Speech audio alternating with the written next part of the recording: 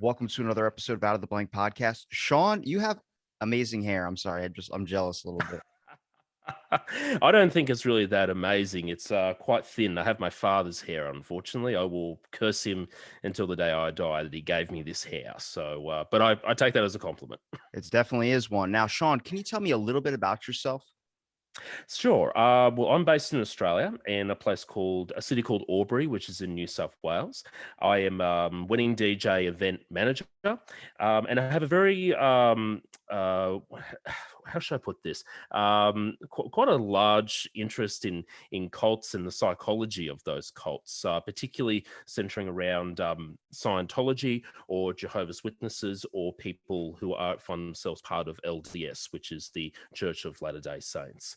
I'm a married father of two. I have my beautiful wife, Beck, that we've known each other since we were all teenagers. And I have a boy, Lucas, who's 7, and a stepson, Noah, who is 8. So, and yeah, I live in this great city, got a great sort of mix between city and country. Yeah. I can walk just go a couple of kilometers down the road and bang, I'm in front of a kangaroo. Before I even I have a joke lined up. I think it's going to work out pretty well. But at the same time, when it comes to Scientology, for instance, now you're not involved in Scientology. You're more about like you've researched it, studied about the cults and stuff like that. And you're kind of Yes. seeing what is when you mean like speaking out against Scientology, is that a factor of like we talk about the trauma or the experiences? I've had many friends that have kind of left cults, and Jehovah's Witnesses compared to Scientology is a little bit different on the extreme Mhm. ends.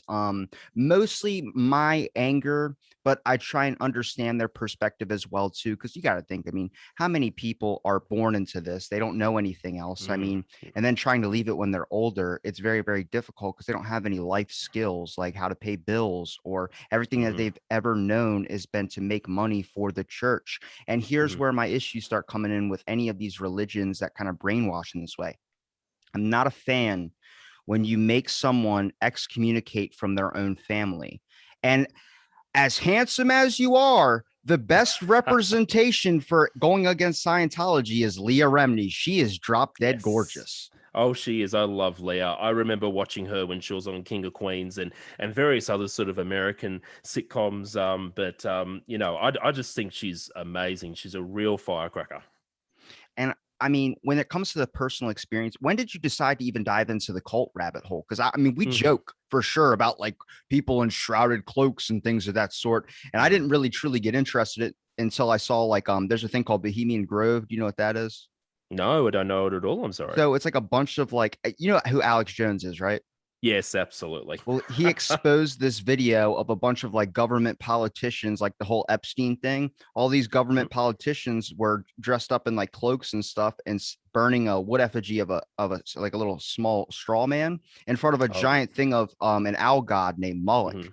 And I'm like, Yeah. that's the really creepy cult shit. That might be the Mhm. fraternity stuff and it might be like all for show, but to say that there isn't like some weirdness, like Scientology, for instance, probably gets a very, very bad rep, not only on the things that they've done and people speaking out against their experiences, but every representation they have of it is like, no offense to them, but they're nut jobs. I get Absolutely. messages all the time from one Scientologist. I've had a couple, but the first one that was on the show talking just minor dabbled into the topic of it. Now, every Mhm. day I get like a request from a hydraulic pen page where they say, we are part of the Church of Scientology and we would like to have a private discussion with you. If you could contact, and then it's like they give me an email and they give me all this. I'm like, that's already freaky shit. That's how someone loses a kidney.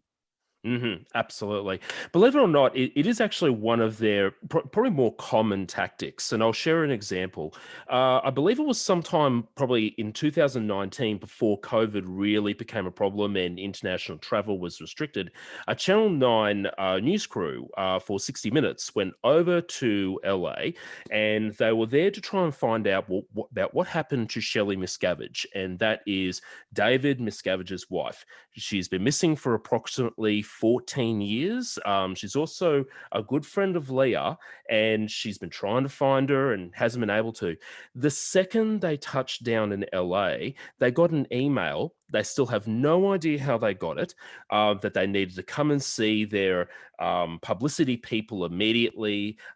They tried to do some filming outside one of the compounds in California, and they just ambushed them. And the producers and the people on Channel 9 had absolutely no idea how they even found out they were there. It was meant to be one of those under the radar sort of investigations, but somehow they just found out, and they must have people that have an insider information like at an airport or a customs, or it just seems to happen more and more. It's yet again them trying to control the narrative, but as time goes on, they're just failing more and more at it. Now, I'm just making an assumption here, but you strike me as the type of person, the reason why you're so interested in this and why it probably gets you a little bit upset is the fact of manipulational tactics that they use. I mean, the fact that you can literally convince someone and brainwash someone to never talk to their family again, all in the Mhm, concept of they might have a different ideological standpoint or might have a mhm, thought or view. Me and religion, I'm not against religion. I think it's needed for many purposes for a lot of people, but I'm not against the brainwashing and controlling, much like I speak out a lot about my government, for instance, or mhm, a lot about other governments or totalitarian systems. It's a way of making people fall in line. And the issue is you don't know how much damage you're doing just because it's making your life easy. How many of these people who have cult experiences or they leave a cult, they're back to square one, like being 18 mhm, years old when they're 40 years old or something like that. And they have no family to help them. They're living in a house with a couple of people. That's not against them, but it's a factor of mhm, like people need the opportunity to be able to have their own thoughts, have their opinions. We're meant to raise questions. That's why we understand. That's why we get them in our head. We want to mhm, ask questions, but then you can't question the thing that you're supposed to believe in. You're just supposed to have blind faith. It makes me start to mhm, dabble a little bit of like anything that creates anything, any religion that is this magnificent, amazing thing, should want it to be asked with questions and knowing that it's not going to sway the minds of the people that are believing in it. And sadly, when it comes to a church or something, their best thing is we don't want you coming around here to taint the rest of the community. It's like yes. I spent my whole life working for you guys and living and praying every single day, but I ask one question and now you're starting to see that my faith is wavering. It's very, very weird. It's in a way, a lot of these religions really don't want their followers to have any critical thinking skills whatsoever. I'm a university student, so being able to think critically and ask questions and not being afraid to ask those questions is half of what I do. Um, I'll share an example. I have a friend, and she is ex Jehovah's Witness. She's the same age as me. She has a little boy, and she lives in Canberra, which is the capital of Australia. And I remember when she finally left the JWs, as we call it, Jehovah's Witnesses in Australia. She was totally decimated by the end of it, totally cut off from her family. She was told she was not allowed to speak to her mother, her father, her aunts and uncles, and all the people that she'd grown up with, because she had essentially woken up. And she was born into this. She didn't know anything else different. Everything was all about the church. And she was actually an incredibly talented musician. She's a piano teacher in Canberra, still is, but she had the ability to also become an amazing violinist as well. And I remember talking to her about this a couple of months ago, just in one of our little impromptu phone calls. And she admitted that she once had an opportunity to actually be a violinist with the Sydney Symphony Orchestra, which is a huge, huge thing for a 15, 16-year-old child to be told you could be playing at that level. But their bishops or parishioners or whoever's in charge of the Jehovah's Witnesses then called her parents into a meeting of some kind and said that she wasn't doing enough proselytizing. I think the word is where you go door to door and you try Mhm. to tell people, have you heard about Jehovah? And she was actually told that she wasn't doing enough of that. So I'm sorry. sorry. The way you said that, I have you heard about Jehovah? That was perfect. I love to mess with them. It's one of my most favorite things to do. And she was actually told that no, she could not take that opportunity to go and play with the Sydney Symphony Orchestra based on this. So she actually missed out on becoming a world-class violinist, and she loves her classical music, but it's always been something that's really stuck into her side, that her parents made her do this and go out and actually start knocking on doors and telling people, have you heard about Jesus Christ, and all that sort of stuff. And she missed out on such a great opportunity to play with one of the world's most well-renowned symphonies. And she's still upset about it to this day. Yeah, it makes me question like Tom Cruise, for instance. I start to Mm, look at him. I'm like, if he's a known Scientologist, like, do they keep him on lock on certain ways? Because like he has such a level of fame, or you just mentioned the opera house thing. She mm, that whole thing is like, imagine if someone that young who's able to understand and be able to soak up a lot of information like a sponge starts getting a high level of fame or talent as a musician. Next thing you know, she's being exposed to many different things and it's harder to control her. I look at Tom mm, Cruise, I'm like, did you just slip in? Like, do they have you on lock in some ways? Could we be seeing way mm, more Mission Impossible movies? Maybe they're mm. doing a good thing by having them on lock. Maybe that no more Mission Impossibles would be a not so a bad thing, I would say.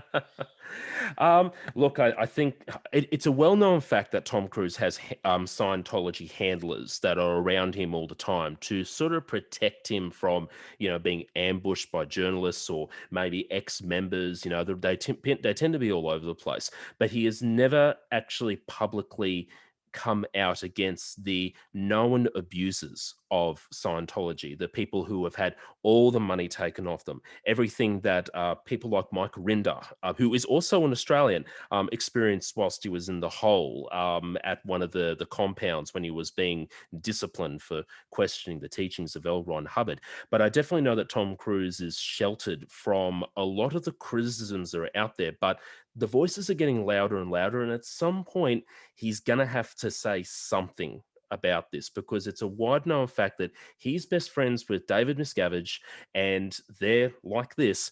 And at some point, he's just going to have to address about all his behavior, his violent rhetoric, his lashing out, what he does to people, the well documented information out there about his behavior as being what they like to call him as the chairman of the board, or COB is what they refer to him whenever he travels from place to place. COB is coming. Ooh, We don't really hear a lot about Scientology. At least I don't, at least in my area, because I'm not really studying it. But like when I walk around, I don't see anything on the news about Scientology. They're very under the radar. And I think that's a lot of the reason why people are kind of very curious about Scientology as well, too, because they're not really talked about. It's not really taught. I mean, you can say the same thing with Christianity, for instance, like their name, Scientology. It's like just because you have science in the name, you think everyone's just going to listen to what you're saying. Just Yep. because you have Christ in the name, you think everyone has to believe in that. It's just very strange, because I think if there was more of a conversation about Scientology and understanding it more too, people would see the dangers of it and also Mm. implement what I would call a little bit of sanctions in a way. You can't Yes. excommunicate someone from not talking to their family. That's the worst thing in my mind. As much as there's some family members I wouldn't mind excommunicating, they're still part of Mm. your family, man. That's experience and time that you're going to end up losing.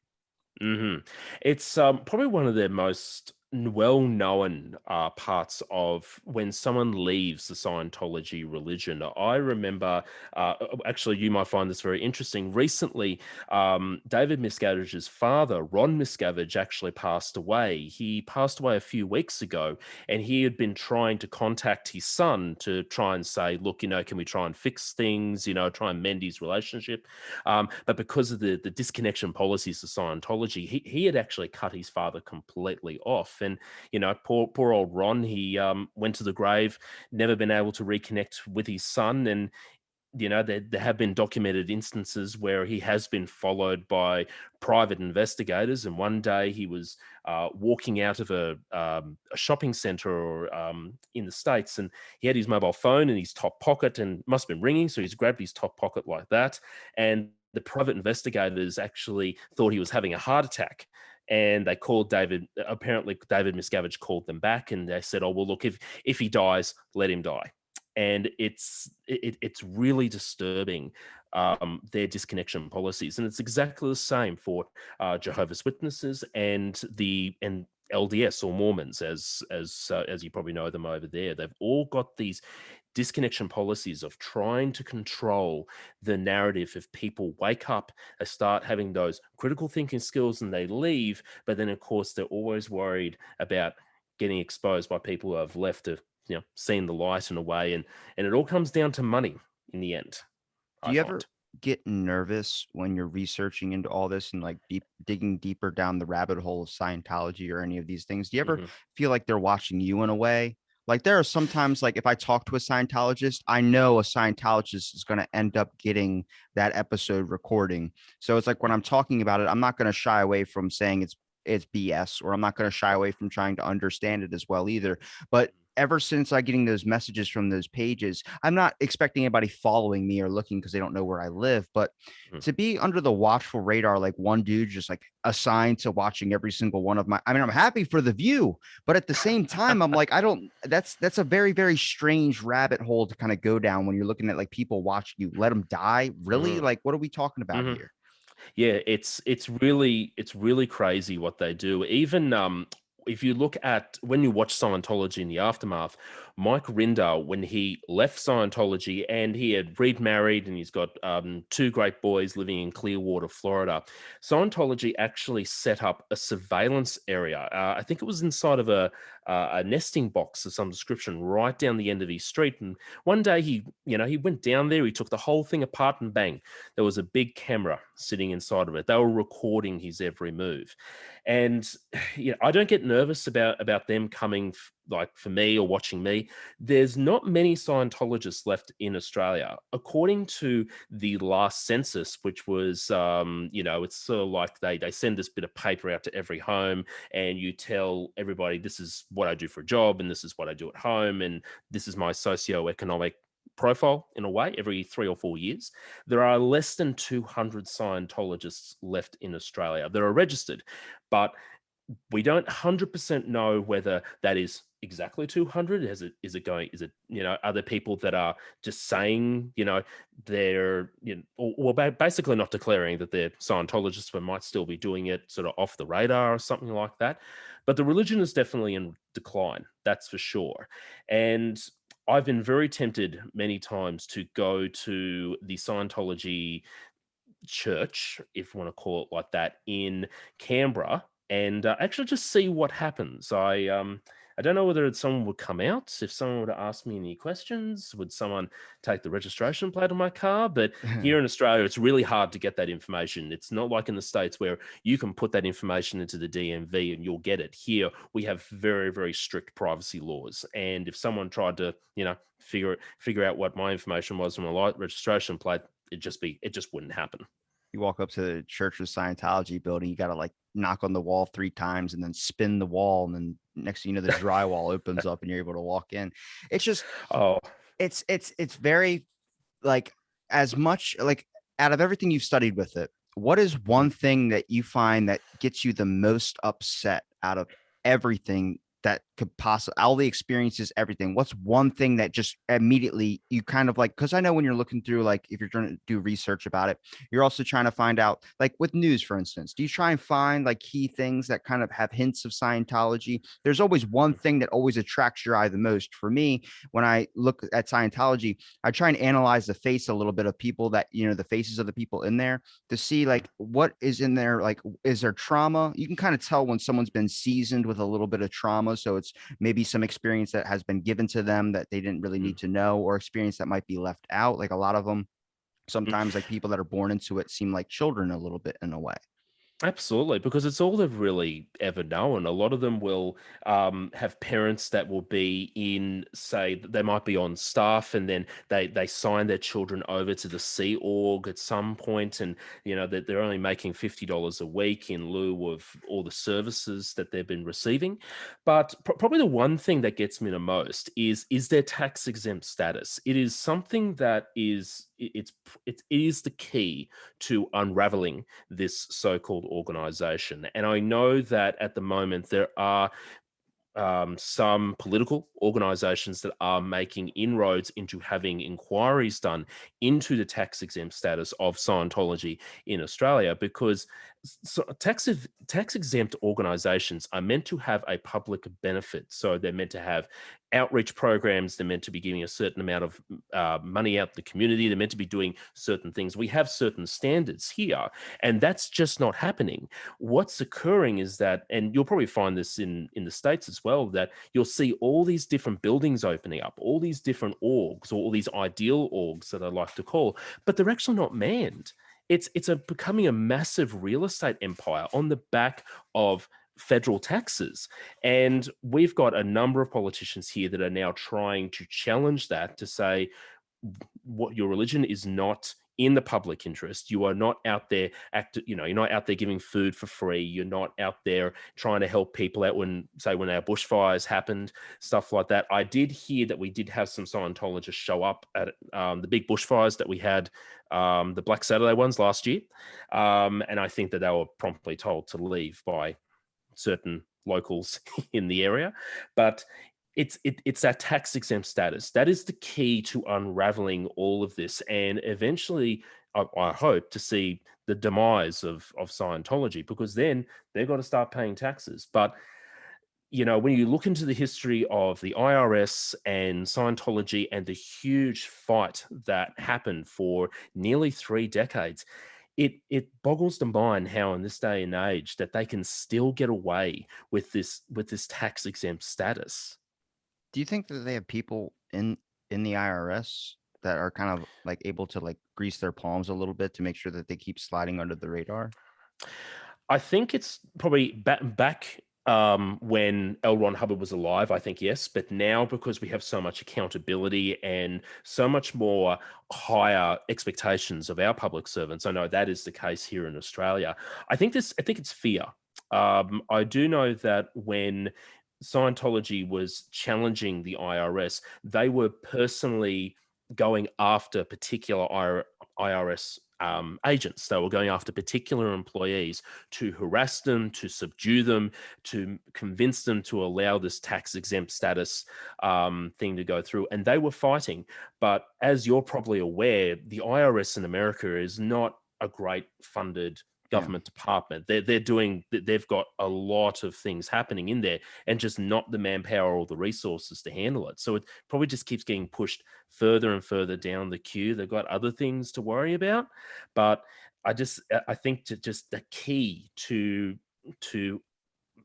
making Scientology no longer a religion is that tax exempt status, getting rid of it. You have a strong feeling towards this as well too. Like I'm more Mm, like obsessed with the fact of like there's if because do you think it's going to end up being squashed out? Like you said, there's 200 people in Australia. Do you think at mm, one point there's going to be no Scientology? I think the safest bet would be to find a middle ground here and just try mm. and eliminate or put some sanctions or some limits on the capabilities of making them seclude their family members. But that's the Yes. hard part about diving into religion. Mhm. Religion is a tough topic for the government to even tackle.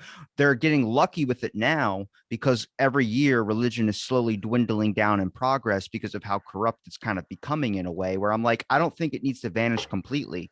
I just Mhm. think it needs to have methods and ways where it's not completely controlling over somebody's life. Same thing with our government. They shouldn't have Mhm. ways to control. Like, isn't Australia in lockdown again? Like Yes. there's some certain things where it's like, hey, you got to let people make a decision in their own life and what course of action they want to take, Mm, not convince them and put little thoughts into their head to manipulate them to be able to do exactly what you want them to do. That's just mind mm. control. Well, at the moment, Australia, we have two states that are in somewhat a lockdown. Victoria is now in I think they're on day 7 of their lockdown now, and New South Wales around Sydney is, I believe it's actually been day probably 18 since that happens. But we've discovered that with the lockdowns, particularly in places like your big urban centres, Sydney, Melbourne, Brisbane, all those places, the lockdowns have been shown to work to reduce the spread, but it's not picture perfect. Here we obviously have a completely different set of government here in Australia, and just a completely different way of doing things. Most people here are complying with what needs to be done. I'm in the events industry, so the sooner we can get the hell out of this, the better, because then I can go back to work. But of course, with super spreader events that happened like last weekend, we had 3,000 people protesting in Sydney, no masks, people actively saying that they were infected and wandering around and stuff like that. It was just complete chaos. And and it comes, and then in relation to Scientology, when it comes down to control, yes, they're trying to control the narrative. They're trying to stop themselves from losing more people, because that's what's happening. They're hemorrhaging people every single day. And of course, with the rise of the internet and having much more readily accessed information on phones and other devices and everything else, it's inevitable that the religion will definitely see a much larger decline. I do predict over the next 10 years.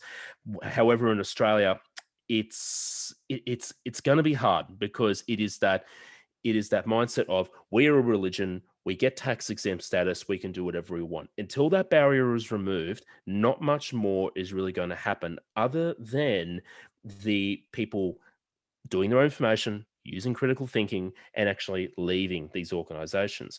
But as you were saying there about not exactly wiping them out completely, more having them subdue, and these disconnection policies they have, I believe the key to that is actually the chairman of the board himself, David Miscavige, because he's not a nice guy at all.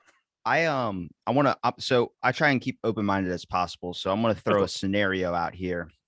Mm, Basically, it's like if me and you were born into Scientology. So imagine we spend our whole life, knowing this one thing, realizing that they're building up a community. If you ever get a scraped knee, if you go to school with Scientology people, they're there right beside you, because technically you're family, because you're all mm, involved in the same organization. But then you slowly become what, at the age of like 16, 17, when you start to get your own little freedoms in a way. But at the mhm, same time, you start realizing that you're missing out on a key part of life, because a lot of stuff is hidden from you. So we're sitting mm, at a fucking pool party and we're around all these other Scientology people. And we're like, so how's it going, Jim? And then some person just goes, hey, how's it going? It's a beautiful day, isn't it? Love the church of Scientology. It's like, hey, want to talk about like sports or something? And they're like, well, I only really want to talk about, and he keeps bringing it back to Scientology. And you start to mhm, realize that these people are like brainwashed in a way. Then they look at you like you're not one of us anymore. And then you get to lose being part of the church, all because you're tainting the rest of the community. And it's mm, like, that is the weirdest fucking thing to me about how, mm, first of all, I understand people that are involved into it. I mean, especially if you're born into it, but especially if you just like decide at 30 to be a Scientologist, you're probably pretty lonely, and you probably mm, need some like people that are going to treat you like family, like the military, for instance. When you mm, join as a military person, these are now your brothers in arms. These are your mm, family. It's unlimited loyalty, like what unconditional love, mhm, when you've never really had it most of your life. So it's a very bonding and great experience. But how much are you willing to sacrifice just to have the friendship and the compassion that you want, even if it's going to limit like everything that there's certain things out there, but they're telling you it doesn't exist. And you're like, I've seen it. What are you mhm, talking about? But oh, this is how the church works. So I have to just forget all that part of my life. I have to forget all those mm, things and never mention it again. mhm. It's like when someone who is active in the Church of Scientology, they could be in the Sea Org, they could be on staff, or they could just be a parishioner. It's it's really crazy what happens when they find out that you've actually been on the internet, and the It's internet has fucking been. nuts. Oh Oh, my it is. It God. is. It's like someone is sitting in the office and they go, well, hang on, you've been on Google, really? You've been on Google? Oh God, hit the red button. All these security guards come out. You get dragged into an auditing room. They chuck you onto the cans like that with the e-meter, and they start asking you all these questions. What did you search on Google? Did you see anything negative about David Miscavige? Did you see anything about L. Ron Hubbard and all this information? And it's just amazing what they try to do. Every now and again, I will actually just sit there on Google and just put in Scientology, and just wonder what actually comes up. And you can see that there is an epic struggle between the truth, like stuff that Tony Ortega puts out, or Leah Remini, or Mike Rinder, and then you'll see the paid sponsored ads from Scientology, which are worded a certain way, and there's always this sort of battle on the screen between the Google search results. It's just amazing. Do you ever look at, like, for me, it just reminds me of The Village by M. Night Shyamalan, where it's like the people don't know that there's more after their little village. They think like the world's ends. I'm like, that's Oh kind yeah. of the same thing with Scientology. Is like they don't understand like what's out there because they're being limited so much. So I mean, I Mm, guess it's an ignorance in a way. You don't really mm, have the capacity to want. I think people naturally have the capacity to want to know more, but you don't really have the thoughts of wanting to know more because you don't know how far it goes. You don't know, like, they probably don't really know about all these other things when it comes to like dinosaurs or all. Well, isn't mm. the whole entire Scientology thing is they dropped like eggs in a volcano or something? So the theory is that we're meant to have body thetans. Now I'll try and explain this the best I can. So these thetans are apparently eons and eons old. So they're something like 16,000 years old, and they're all on this planet controlled by this dude called Xenu. And Xenu had a population problem. So apparently Xenu sent them all to Earth, put them into the volcanoes, and they all got apparently destroyed with nuclear bombs. And that's when you look at the front cover of Dianetics, you actually see a volcano a lot of the time. That is actually meant to be the representation of the thetans have gone into the volcano, and they've been destroyed. But then the idea was that then the thetans have somehow attached themselves to us, and that is the cause of our stress, our anxiety, all the problems of our lives. It causes the reactive mind. And that's when they talk about being in the state of clear. If you're declared a person who is clear, you're gotten rid of all your body thetans, and you don't have the reactive mind anymore, and all that sort of stuff. And it's total and complete bollocks. If you watch that South Park episode they did on Scientology, I actually think that's got the best visual representation of what that whole thing is about. I think they just explain it so well. It's either a really, really bad acid trip or it's a really good Grateful Dead song. Because the way you were Oh just, I yes. mean, I look, I know you're like, I have to get this, like, it's kind of have to trying to say it right and everything. That's Mm, very, very hard to tackle because even start talking about it. And if you kind of know, or at least have a little bit of thought into your head that you're not just brainwashed into this thing, you start saying it. It's like, I don't even know what I'm saying right now. Am I writing a skit mm, to a Mad TV or SNL? Like, it doesn't mm. make any sense. I listened to Leah Remini and Mike Rinder's podcast called Scientology Fair Game, and it is amazing how many times Leah will reference, I was. They'll have to study for 2 hours a day. They have to keep studying, and they have to keep studying even if they didn't understand it. And half the time, she was like, "I have no idea what I'm reading here. What I'm reading does not make sense. There's absolutely no logic to it whatsoever. This is just totally insane. But I've grown up in this religion. My family are all here. This is all that I've really ever known since I was about 6 years old. I kind of have to do it. And of course, her being a celebrity, being on King of Queens, and being high profile and all this sort of stuff, she's got extra pressure coming down on her as well to really try to understand this stuff. But I was listening to one of her episodes yesterday, and it's just amazing how she's gone, I cannot believe I even attempted to try and understand this BS. It just, now that I'm out, it just, what the hell was I thinking? And she just says it all the time. I tried to reach out to Scientology, the universities or whatever they have, the organizations in different parts of the globe. They all kind of Mm, follow each other, which I don't know if they're real accounts or if they're just fake accounts, but mm, they have a lot of followers, like 69,000, and they only follow one person. But I yeah. I messaged them. I'm like, can you give me a Scientologist to talk to? Like, there's a thing like where you can talk to a scientist online. You do like Mm, Zoom sessions. I'm like, just give me a Scientologist. yeah. And they were like, let's review your show. I never got heard back from them. I'm like, Oh, wow. what is the thing? Is it just because you're afraid I know I'm all over the place and I have a lot of information in my head. Are you afraid I'm going to say something that's going to maybe something that you don't want them to know? And then how do you recede on, is it all about just not incriminating L. Ron Hubbard? Like, is it, or can I tell them that there's a new flavor of Coke without them getting like Mm. assassinated or something? Well, probably the best example I can give you from everything I read, and of course, I've never been a Scientologist. I've just had an interest in cults ever since I was 16 years old. But probably the best example that I can give you that encapsulates that entire question. David Miscavige, the chairman of the board, has only ever one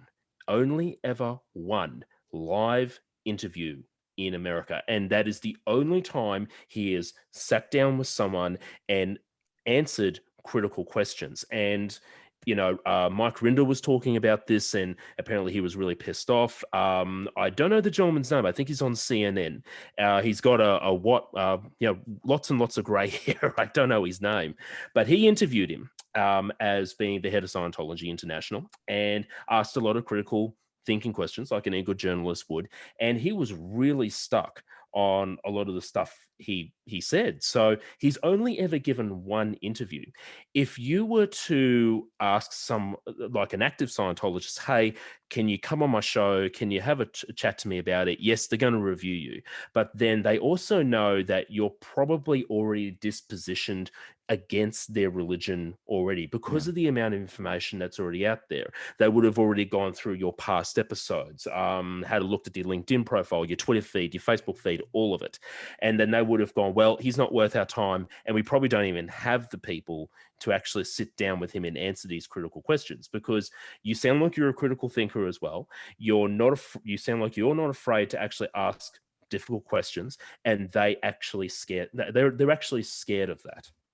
It's kind of like you got to be careful. I think, especially after doing the very first interview, everything after that, people that are going to have them on for another interview would just look at that same video over and over again and try and find questions that weren't asked the first time or things to expand upon. Like I had some of my favorite comedians on my show that I've listened Mm, to their past episodes on like on their podcasts and stuff, where I heard a certain story and I would ask them about it, but I would ask questions that I never really got the answers to in the episode that they published about it. And they're like, yeah, no one's ever asked that before.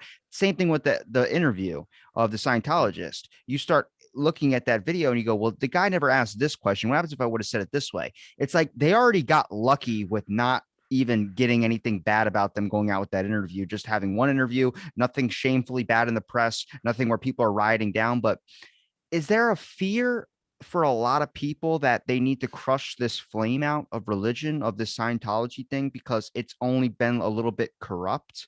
Like it's not really the safest and easiest compared to like Christianity. They're not trying to keep, well, most of it is not trying to keep you from your family, but mm. Scientology is like, no, that's not how we're doing this. You're not going to talk to anybody. You're not going to have any outside influences. And especially if there's only 200 people left in Australia from the census test, Hmm. that's not a lot of people to try and convince. No, it's not. No, it's not. It's believe it or I mean, it's really crazy. It's like their organization is shrinking, and as it shrinks, they go, well, we've got to stop who we have left from getting out or leaving the organization of any way. So they try a number of different tactics to keep them in. Believe it or not, we actually do have an RPF here, which is the Rehabilitation Project Force. I don't know if you're familiar with that term at all. Like rehabbing them from leaving Scientology, trying to get a Pretty customer. Yeah. much, yeah. Pretty much. So the RPF is basically the place where naughty Scientologists go. So your people who refuse to disconnect from ex-members, people Hold who on. are questioning Say the teaching of L. Ron Hubbard. say naughty for me one more time. Naughty. I don't. It's where the naughty Scientologists go. The way And you say it is the great. And the really naughty Scientologists actually go, if they're in the States, they actually go to the hole. There's actually an RPF inside of the RPF as well, which is just like a whole another level of you're going to scrub toilets for the next 10 years and you're going to like it with your tongue or something like that. And it's just as the religion is shrinking, they keep trying to say that they're expanding, but they're not. But that's to such a closed audience that they think they're expanding, but they're not in a way, if that sort of makes sense. Dude, this is it's so mind-boggling how anybody, even for a position of power, like you remember the old cult people, was it People's Temple or Heaven's Gate? Yes, yes, where yes, I remember. I will never forget that guy's eyes. I will never forget them. like what the like seriously, if, putting bags on your head, slowly suffocating yourself while wearing a brand new pair of Nikes, and this is where I say, like, I think this is where a lot of people standoffish on Scientology, for instance. You start seeing where that's where it can end up, and if you Mhm, say that that's not where it's going to go to, then you're wrong, because that's always what something goes to when they get enough power, when they get whatever bracket or limit they're trying to hit, whenever that money gets raised or whatever they're going for, that's their goal range, mhm. something's going to happen. And you start, like, have you looked through the actual Scientology inside of the building, like on the internet pictures that they have of it? There's just random Oh, yes, pictures. yes. What the hell is that? That doesn't seem comfortable to me. If I walked in there, it's like having a friend who like takes the head off action figures and sets them all over the place. You're like, this is some weird shit. It's really amazing because a lot of their buildings are designed to be intimidating. They're designed to look really good, but they're also, especially the flag land base in Clearwater, is designed to have a bit of a naval theme to it as well. Because L. Ron was in World War II, and that they try to claim he had a great service record. He had quite an abysmal service record, believe it or not. Yeah, too And much so. oh, it was. It's amazing. They try to say he's won what you guys have a Purple Heart there in the Yeah. states, don't you, for high-ranking military people? And they were trying to say the same thing. And when you actually go through their archives, you find that things like he was a submarine captain for some strange reason, dropped 20 depth charges on a He's the what? Steven Seagal of Pretty Scientology. much, Steven pretty Seagal is much. always like that. He's like, he'll see a helicopter fly by and he's like, I was a pilot for 47 years. And like, oh, really? Yep. He goes, I also was a cop for 62 years. You're like, you're 50. How did you get all that experience? I love that analogy because if you remember, Steven Seagal actually released his own energy drink line. It was called Lightning Bolt. So I can imagine Elron, saying, all the thetans are in this, energy drink. You can, or whatever he wants to do it. So that's actually pretty good to compare Elron Hubbard to Steven Seagal. That's quite good. We don't have any pictures of L. Ron Hubbard eating a carrot like Steven Seagal did in that one meme that's all over the place. No, but I'm pretty good at Photoshop. I'm pretty sure I can fashion something up pretty quick. So it's not hard. What have, like, besides talking about it and being very vocal about it, or at least having like a social media presence where you have that Mhm, included, now do you look through some of your followers and try and, like, for me for instance, when I followed you, mhm, what was your first thought that went through your head? Did you think I was a Scientology person? Did you start looking through and starting to realize it's more of like an, because that's got to be a big question. Like someone randomly inviting you onto a show, and then yep. you're going to think like, okay, is this person part of the Scientology thing? That would be my biggest fear right there. Is Mhm, I am vocal that I don't like this thing. What's the mhm. best way for them to try and get some blackmail or information on me? Yeah. Well, look, there was definitely no fear to begin with. When you first sent me that message, I actually thought you were an investigative journalist just from their approach. So I thought, oh, okay, well, that sounds pretty good. Cut, clear, straight to the point. Yep, that sounds like no fluffy sort of shit in between. Okay, he must be maybe a journalism student or something similar. And then as I looked through, and then okay, well, we've got interesting conversations here and stuff like that. But I don't get a lot of followers on Twitter, but if I do, considering we've got not many Scientologists in this country, it's not really a fear-based thing. If I was in the States, if I was in Clearwater, then there will probably be a lot more caution on my behalf because those guys are just wandering around everywhere, just waiting for an opportunity to try and sue somebody. But not to say that people here in Australia don't threaten to get sued. I just don't think they have the manpower or the resources to go after absolutely everybody.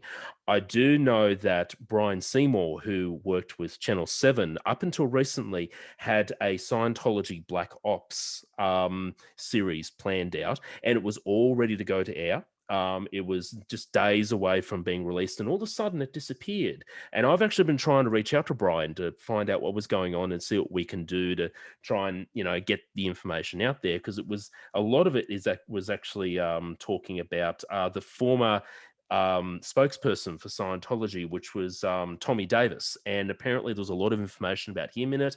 They received legal letters to say no, you're not going to air it, we'll sue you. Tony Ortega tried to put it up online, and he also got a cease and desist as well. So definitely not immune to it. But what I'm saying here is information that's been already out in the public view. So Leah Remini's already said it, Mike Rinder's already said it, Tony Ortega has already said it, or Roy Miscavige has already said it. It's all well publicized information, and it's a huge spider web when you look at all of it and how it all comes into the idealism of L. Ron Hubbard and his very good storytelling, and then of course the control that David Miscavige likes to rein in, especially over those who are closest to him.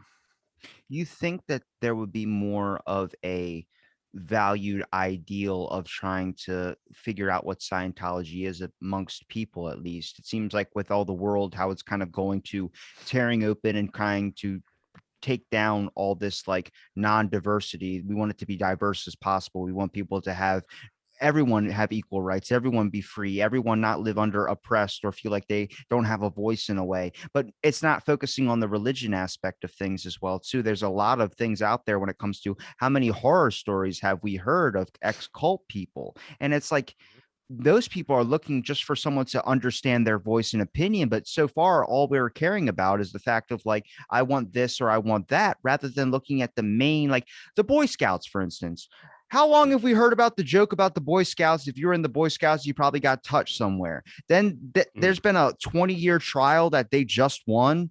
It was like over 600,000 cases over like this long span of 10 years that the camp was doing all these horrible acts to kids, and they only Mhm. got like six or like was it 6 million out of all Mhm. that, like all that time just for 6 million. Even the lawyer was like, I consider this a loss. We didn't, this is Yes. what 1,500 per person. That doesn't make any. And it's like you really start to examine what are the priorities of when we're able to make sure that there's none of this, like the QAnon thing, for instance, Mhm. had a good idea behind it of trying to make sure that kids weren't being hurt by pedophiles, but it Mhm. wasn't real. Let's try and find the real shit when it comes to actual human trafficking, when it comes to actual stuff that's going on with mind manipulation and literally taking somebody's freedoms all because you can sale pitch it right. Like I could sale Mhm. pitch the cell phone to you to make you be like, that device sounds horrible, but you have one in your pocket. You're like, that. Oh, you mean the phone? Yeah. You don't realize all the corruption and evil where they can track you 24/7, be able to give you advertisements. Just us talking, I bet you I'll get an advertisement for Scientology. More than likely, I would say. I've lost track how many times I've been on Facebook and I might be talking about, getting some new speakers or something like that, and all of a sudden, ads for JBL will suddenly pop up in my feed no more than 24 hours later. So I have no doubt in the world that Mr. Zuckerberg is listening, but I'm okay with that. I don't really have anything to hide. I'm a wedding DJ, so if he wants to send me some free stuff my way, look, I'm okay with that. When people go like, you're a sheep or you're this, I'm like, we're all fucking sheep. In the Mhm. grand scheme of things, I think with lockdown probably should have woken up a lot of people to the fact of like, you don't really have that much freedom as you think you do. If they want to make a mandate, they'll sell pitch it to you in a nice way. They'll say Mhm. it's going to be a great act. It's going to save a lot of lives and you're going to seem like a hero. But then after a while, you're like, when are you going to, you pass the mark of letting us out? When are we going to be able to go and do our Mhm. thing? And it's like, oh, well, no, you have to stay inside because you'll get in legal trouble now. It's like, whoa, Mhm. you opened up the door like a Jehovah's Witness that sticks their foot right in there and tells you you just want a glass of water. Then we let you in and now you won't fucking leave. Yep. Freedom is definitely seen very very differently in Australia. We sort of tend to, of course, we've got a completely different system of government, but when it comes to say freedom, we're not really being restricted so much. We're still able to go shopping. We're still able to go out and exercise. I live here in Albury Wodonga, which is actually a border bubble. I actually not allowed to venture any more than 120 kilometers from where I am at the moment, just because they've got people that are infectious in Sydney, and it's going to cause those kind of problems. But it is frustrating a little bit that I can't travel overseas. I can't go and see my friends in Queensland, which is about 1,600 kilometers from where I am at the moment. And but we do have a very different idea around the idea of freedom so much. Everyone in Australia is really happy to comply. We just got that 1% that just doesn't want to help us just to get out of this, because we're trying to use our advantage of being an island nation, which worked for a little while, but unfortunately it didn't work as well as we thought it would.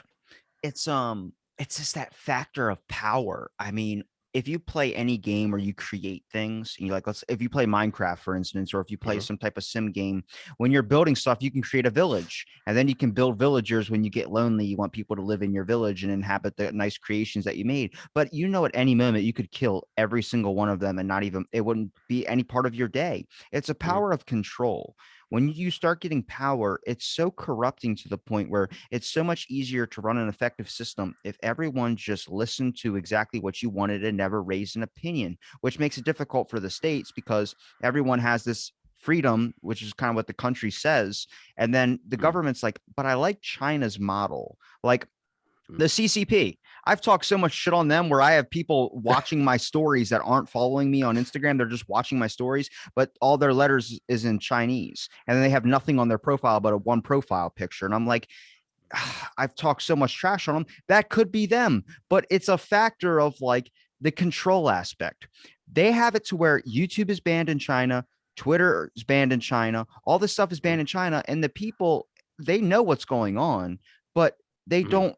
It's just they're used to it. They've lived in it. They understand it. They know the way to work around it, and they kind of agree that this is, hey, factor of living here is our government. I don't want another government seeing that as a more effective way of making the system run, because I think the best part is having this free will.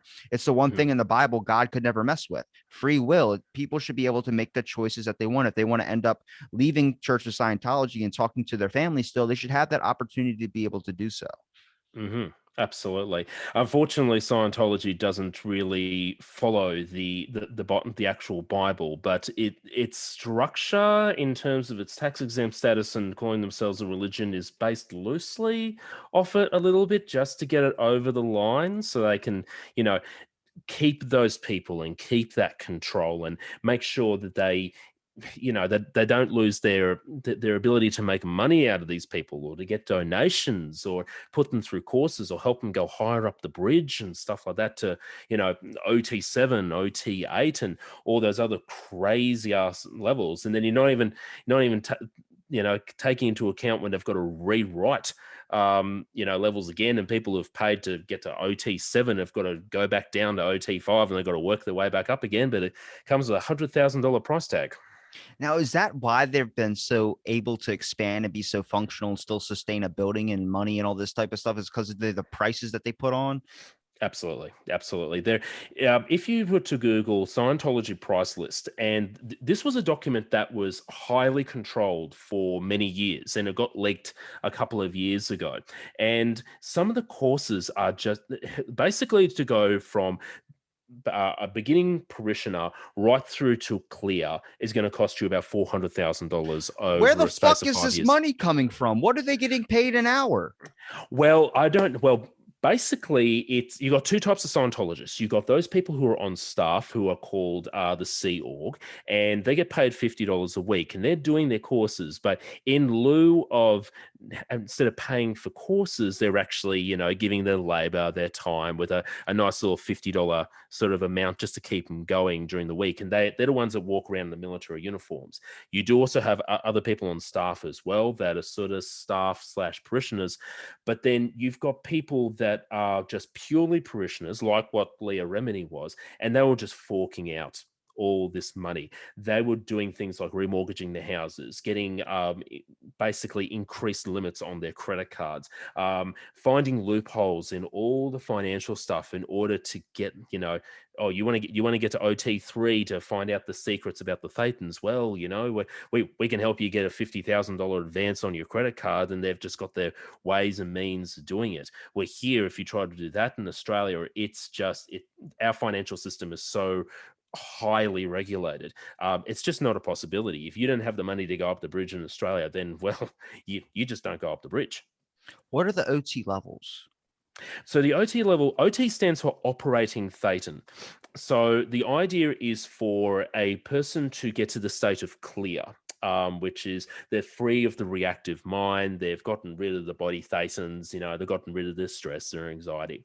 And then there's more levels on top. They're called the bridge to freedom. And there's levels OT1 all the way up to OT8. And they all come with varying different prices as well. And they've got all these different courses. And you probably heard the term maybe key to life, which was one of their big sort of courses. They made everybody do it to try and get to a certain OT level. I'm not really versed in the particular schematics and finances of it, but basically, the higher you go up that bridge, the high, when you go to OT1 and OT2 and OT3 and all that, basically the price keeps going up and up and up. But they are constantly pushing parishioners, constantly pushing staff, people who are in the Sea Org to go up that high. But when you get right up to the top at OT8, there's not many people who have gotten to that point, because when people say have gotten around to maybe OT4 or 5, they're just gone, this stuff is crazy. I'm getting out of here. What I've already spent $150,000, and oh my god, this stuff is crazy. It's insane. I'm out, and it's just crazy. But if you Google the bridge to Scientology, bridge to freedom, you will see all of those operating thetan levels and all their little courses that come along which each level, and they've all got crazy different names, like the bridge to freedom. Then they've got the reactive mind, and the stuff like trying to work out what the definition of the word "the" is, what the definition of the word "a" is, and all this crazy stuff. Oh my God. I'm just looking at like what's the benefits package? Like what's the point of trying to spend more money? What are you getting anything out of that? Do they pay for your home? Do they pay for your housing? Do they pay for your food? How are you No, surviving off $50 a week? No, that $50 a week is probably going towards maybe, I've heard stories of where Sea Org members have got the $50 a week, but then all of a sudden that they've been told, oh, you've got to donate that back to the church because we've got a bit of a cash flow problem happening at the moment. So then they're gone and taken it off them. A lot of Sea Org members and staff in Scientology have actually got other jobs as well. So they'll do their hours, and then they might go and do another job in a that is approved by Scientology in a convenience store or maybe some kind of factory or something like that. But they still got to do their mandatory 2 hours of study per day. So not only are they under an increasing amount of financial stress to keep up with these courses whilst receiving their $50 a week, but there's just a huge amount of sleep deprivation on top as well, and that's how cults operate. They work on making you so exhausted that you will just simply comply. And it's a long process. So that's how they get them. They just make them so tired that you can't even ask a question because your mind's not even thinking about all the bullshit that you're reading into. That's exactly right. I mean, imagine they're on staff, they're there for 12 hours a day, they're cleaning toilets, doing meals, doing repair work to the buildings, because David Miscavige doesn't exactly want to spend money on all these buildings that he's created and get proper contractors in to do it. So they probably end up doing a lot of it. And then they've got to go off and do another job. And then they've still got to get their 2 hours of study in as well, minimum. And I mean, some of these guys are getting probably no more than probably 4, maybe 3 hours of sleep per night. Sometimes they're not even getting that they're made to go to sleep, go without sleep for days and days on end. There was one guy called Mark Headley who wrote a book called Blowin' for Good, and he was actually working at Golden Era Productions, and he was sometimes forced to work for days without sleep, producing all of these audio tapes and all these movies and these short CDs and all this digital promotional material that they were sending out to people.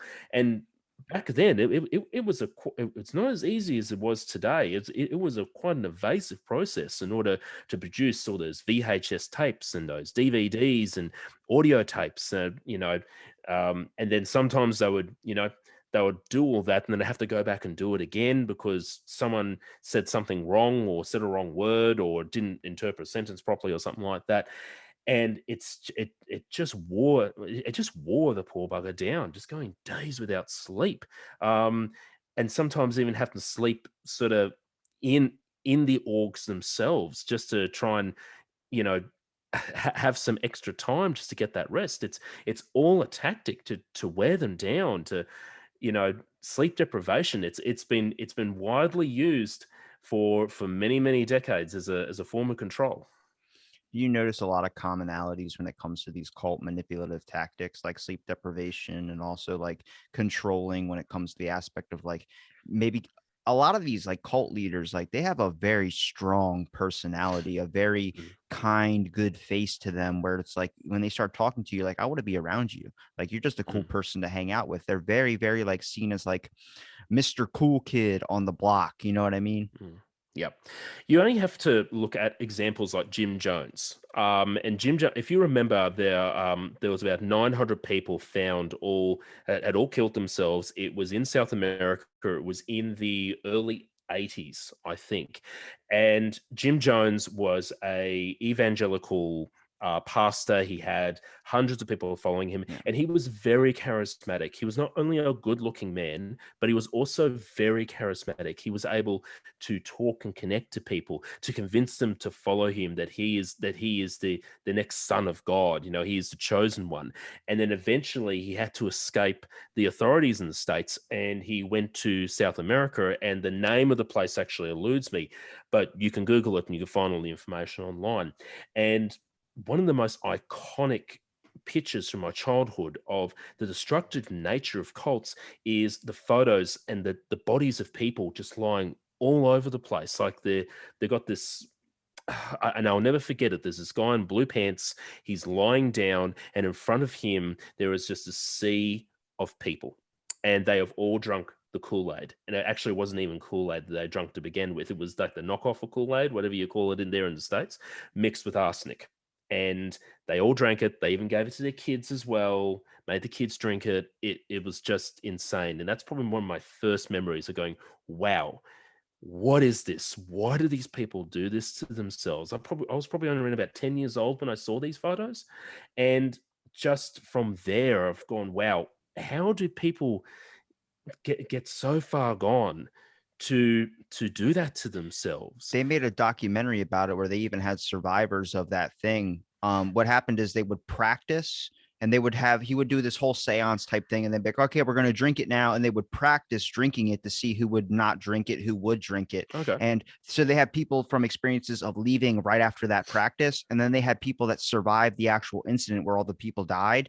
They had people that stopped and like couldn't go through with doing it, knowing that it's a real thing, and they like would just be like all the bodies around. He would talk about there's one dude that survived because he got a little bit in his mouth, but he's got burns on his throat. Looks like he has like throat cancer or something all the Oh way wow. down here. And it's a crazy like 2.5 hour thing. I think it's on Hulu or Netflix, but it's Okay. intense. And you look at it like, man, to be pushed to the point that much where you're like, life is already unbearable, and these people have actually given a shit about me. So I care so much. I'm going to do this because this is my family. And it's like, Yep. whoa.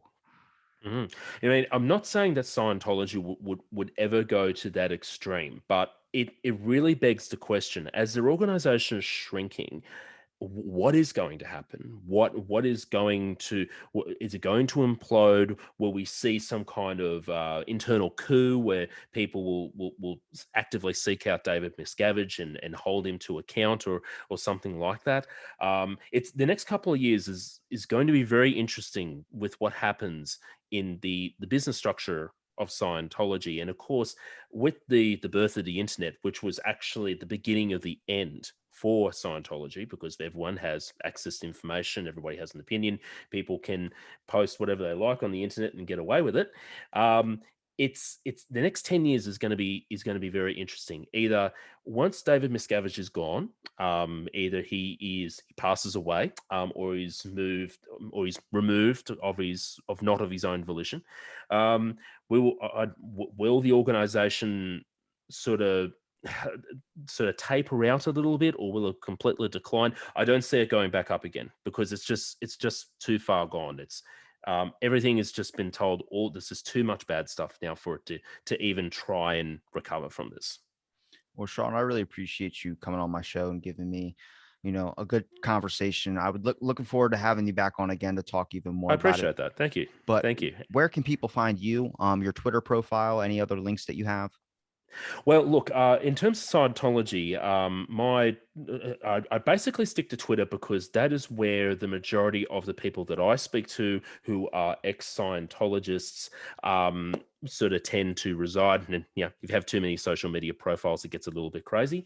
But basically, if you just search Sean C. Hay on Twitter, you can find all my information there. And feel free to send me a DM. I not only talking about Scientology, but I'm also very interested to hear from people who are ex-Jehovah's Witnesses, like my friend that I used to work with. Also would love to speak to anyone who is of the Mormon faith or used to be as well. You can also find me on TikTok as well. I've connected with a lot of ex-cult people on there, including ex-evangelicals as well. And yeah, it's yeah, those are pretty much my two socials for talking about the culty stuff. Well, I make sure I link everything in the description. And thanks for listening to this episode of Out of the Blank podcast.